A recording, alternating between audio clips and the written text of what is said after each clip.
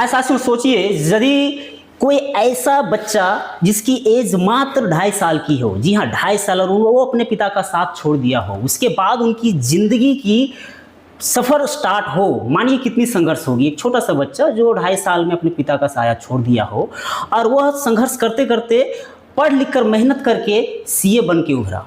जी हाँ साथियों, मैं इस वक्त मैं सीए आदित्य जी के साथ में हूँ। आज का वीडियो काफ़ी प्रेरणादायक होने वाला है, क्योंकि ये वीडियो से मुझे सीख मिलेगी कि कोई भी बच्चा जो अपने पापा का साया छोड़ चुका हो और अपने घर में नहीं अपने मामा घर में स्ट्रगल जाके किया, अपने मामा का उनको साथ मिला, अपने नानी माँ का उनको कोऑपरेट मिला, और पढ़ाई को छोड़ा नहीं, और आगे बढ़ते बढ़ते बढ़ते बढ़ते सीए का उपाधि हासिल किया। मैं ऐसे शख्स के सामने में अभी हूँ। तो आदित्य जी, मेरे वीडियो में आपका हार्दिक हार्दिक स्वागत है। Hello Sumit Babu, thank you, आपने इतना बेहतर इंट्रोडक्शन दिया जी।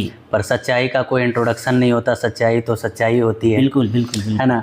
सब लोग आज मुझे चार्टर्ड अकाउंटेंट से जानते हैं, मैं कई सालों से प्रैक्टिस में हूँ, बट इस जर्नी की शुरुआत पढ़ाई से भी बहुत पहले हो गई थी। जब मैं 2.5 साल का था, लाइफ ने मुझे स्ट्रगल का हिस्ट्री जो शुरुआत होता है वहीं से करना सिखा दिया था।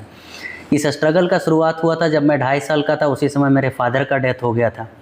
उसके बाद मैं नाना जी जो मेरे फादर समान ही हैं, उन्होंने अपने बेटे के जैसा, मुझे पोते के जैसा नहीं, बेटे के जैसा मुझे रखा जी। मेरे मामा, मेरे नाना जी, ये लोग मेरे लिए समझिए भगवान हैं जी। इन लोगों ने मुझे सहारा दिया जी। और इनकी वजह से मैं आज अपनी पढ़ाई पूरी कर पाया। सीए बनना तो एक अलग जर्नी होता है, बट लाइफ को मैं अपने व्यूअर को मैं बताना चाहूँगा आदित्य जी कि आप मामा घर का जिक्र कर रहे हैं। नाना ने आपको जिस तरह से बताया, आपने किस तरह से आपको पाला पोसा। मैं बता दूं, इनका मामा घर यानी कि मेरा ही गांव अरखांगों में है। यहाँ तक सही। Thank you so much. और इनका अपना ग्राम चोबे, और अभी इस समय में यह तिलैया में है। बिल्कुल। इनका प्यारे साथियों, एक नहीं दो नहीं तीन अभी ऑफिस ये चला रहे हैं। सोचिए कि 2.5 साल की उम्र में इंसान अच्छा से बोलना नहीं जानता है, चलना तो दूर बात, बोल नहीं पाते हैं, और यह प्यारे साथियों 3 ऑफिस अभी चला रहे हैं। काबिले तारीफ है।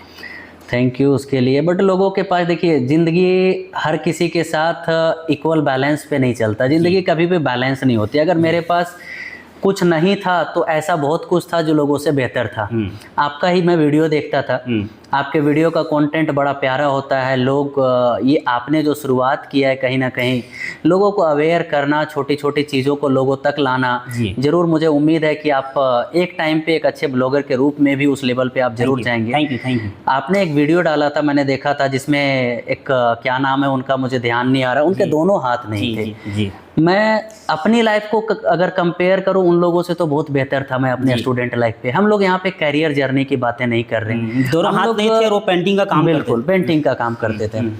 तो ऐसे कम्युनिटीज़ में बहुत सारे लोग हैं जो मेरे और आपसे बहुत ज़्यादा ऐसे डाउन फैमिली से बिलोंग करते हैं, जिनको कुदरत ने बहुत सारी ऐसी चीज़ें नहीं दी हुई है जो एक बेसिक लाइफस्टाइल के लिए बहुत ज़रूरी है ना। तो जो हमारे पास है उसके लिए भगवान को हमेशा थैंक यू बोलना चाहिए, और जो है उसका बेस्ट यूज करके लाइफ में आगे बढ़ना चाहिए। हम लोग आज उन लोगों को अवेयर करने का कोशिश करेंगे। कोई ये सीए, कोई कॉम्प्लिकेशन, कोई बिजनेस वाला ये हम लोगों को डिस्कशन नहीं करना है। आपके पास भी मैंने बैठा ऑफ कैमरा भी मैंने बात किया। मानिए एकदम सिंपल, जिस तरह से हम लोग का बचपना गुजरा उसी तरह से हम लोग का हंसी मजाक। बिल्कुल बिल्कुल। मतलब ये नहीं कि एक मैं सीए आदि लोगों के साथ में बैठा हूँ, होता नहीं अलग एटीट्यूड है, हम ये हैं, फिर हम लोग ऑफिस में भी बैठ सकते थे। लेकिन फिर वो बचपना याद आ गया, आपका स्ट्रगल मुझे याद आता है। रात भर पढ़ना। बिल्कुल। मतलब शाम को दोस्त लोगों के साथ हम रहते भी थे, आप देखते थे कि नहीं मामा जी मेरा टाइम हो गया, आप तुरंत अपने रूम में चले जाते थे पढ़ने के लिए। बिल्कुल। जो भी खाना रूखा सूखा जो मिलता था पढ़ के, स्कूल का आपने साथ नहीं छोड़ा, किताबों से आपने दिल लगा के आपने प्यार रखा, और आज उसका रिजल्ट देखिए कि जितना स्ट्रगल हम लोग सोचते हैं ना, जितना स्ट्रगल हम लोग सोचते हैं सुमित बाबू, उतना लाइफ स्ट्रगल होता नहीं है। अगर उसको जेन्युइनली बाय हार्ट आप फॉलो करें तो आपको मजा आना चाहिए। आज मैं प्रैक्टिस में हूँ, इतनी सारी रिस्पॉन्सिबिलिटीज है, सीए का एग्जाम वे मोर देन टफ है, बट आज जो मैं रिस्पॉन्सिबिलिटी अपने ऊपर कैरी करता हूँ वो कहीं ज्यादा उस एग्जाम से भी डिफिकल्ट है, बट मुझे मजा आता है। मुझे मजा आता है इस चीज को करने में। तो पढ़ाई भी एक ऐसा चीज है, आप पढ़ाई अगर कर रहे हैं, आपको पढ़ाई कभी डिफिकल्ट नहीं लगनी चाहिए। आप वही रास्ता चुने जिसमें आपको मजा आता हो। इंटरेस्ट मिले, जिसमें इंटरेस्ट आपको मिले, मजा आए, बिल्कुल। है ना।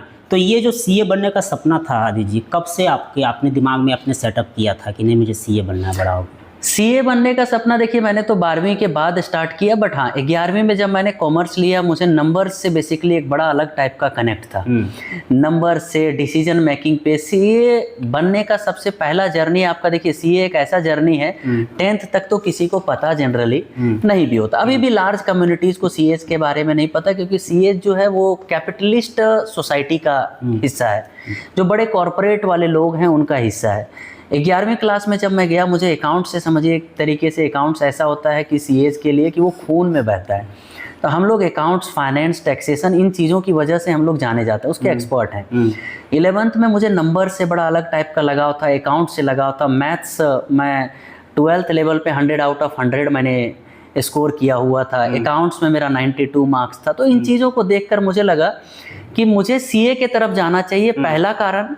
दूसरा, मैं अपने आप को लाइफ में बोले या पढ़ाई में थोड़ा एक फाइटर पर्सनालिटी के रूप में जब देखता हूं। सीए में आप जाना चाह रहे थे तो ये माइंड में आपकी बात आई थी कि इसकी रिजल्ट महज 3% ही होती? मैं जानबूझ के गया था। अच्छा। मैं जानबूझ के गया था क्योंकि मैं खुद पे विश्वास ऐसा था। ही ढूंढता था मैं करियर जहाँ रिस्क ज्यादा हो। कोई मैक्सिमम लोग फेल होते हो, तो मुझे लगता था देखते हैं हम मैं आजमा के हाँ, देखते हैं। तो मेरा हमेशा से आदत है। हाँ। सीए के बाद मैं यूपीएससी के लिए जा रहा था, बट यूपीएससी करने के लिए मुझे सीए, क्योंकि मेरा फैमिली बैकग्राउंड उतना स्ट्रॉन्ग नहीं था कि मैं सीए के बाद भी फिर से एक नया 5 साल का जर्नी स्टार्ट करूं। था ना मामा, वो 3% आप ही के लिए था। सीए और सीए में ना आपका नाम भी छिपा हुआ था। सीए जाता कहाँ? ये मैंने नहीं सोचा था।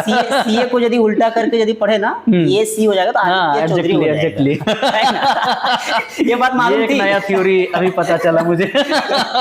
तो सीए जाता कहाँ? 3% रहे, 2% रहे, 1 भी परसेंट। अब मुझे परसेंटेज ये बड़ा मतलब ऐसा है कि 12th के बाद 3 लेवल होता है सीए करने का। अगर आप एक बार में भी सीए का एग्जाम पास करते हैं, it will take around 5 years, 5 साल आपको लगेंगे ही। सीए करने के बाद फाइनल जब मैं पहुंचा ना, तब मुझे पता चलता है कि यहाँ पासिंग परसेंटेज नाम का भी कोई गेम होता है। उसके पहले मुझे था पढ़ना है, एग्जाम देना है, पास हो जाना है, और लिटरली मैं पास हो गया।